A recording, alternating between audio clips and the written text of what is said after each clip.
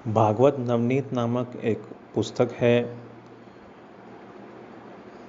पूज्य श्री डोंगरे महाराज जी ने उस पुस्तक को लिखा है और उस पुस्तक में एक वर्णन आता है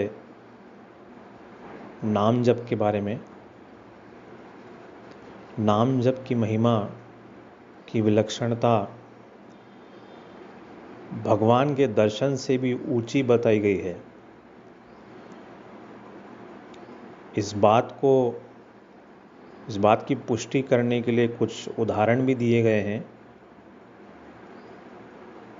जहां भगवान श्री कृष्ण दुर्योधन से मिलने जाते हैं। जब पांडव अपना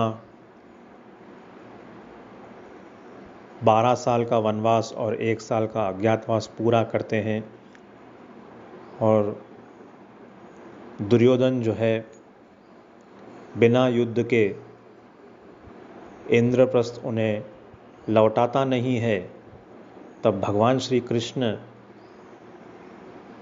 पांडवों के शांतिदूत बनकर जाते हैं दुर्योधन को समझाने के लिए, उन दुर्योधन के सामने एक शांति प्रस्ताव रखने के लिए कि अगर वो उन्हें 5 गांव भी दे देते हैं तो वो उसे स्वीकार कर लेंगे और ये युद्ध रुक सकता है।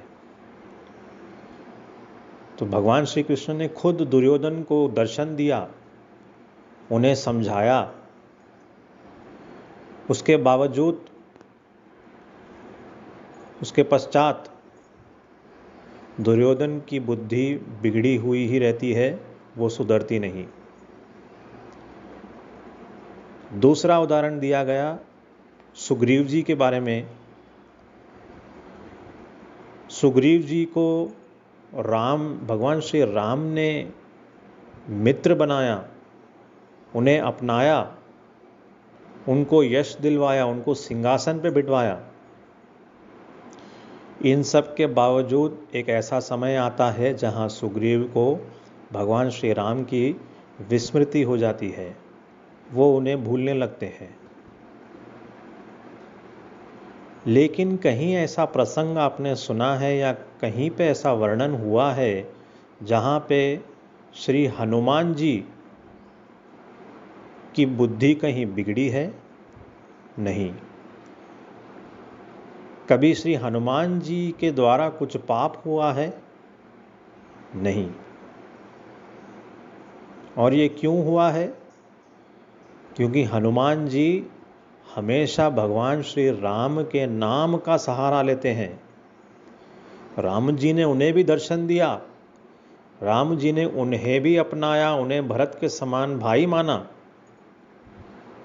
लेकिन हनुमान जी राम नाम को कभी नहीं भूले। 2400 घंटे उनके मन में, उनके मुख में राम नाम का जप होता ही रहता है और ठीक इसीलिए उनकी बुद्धि कभी बिगड़ी नहीं, उनका मन कभी बिगड़ा नहीं। तो इसलिए कहा जाता है कि राम के नाम से राम का नाम बड़ा है। इसे बहुत अच्छी तरीके से सुनिएगा।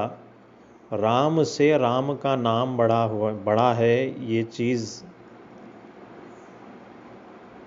पूज्य श्री डोंगरे महाराज ने इन उदाहरणों से बहुत सुंदर तरीके से समझाया है। धन्यवाद।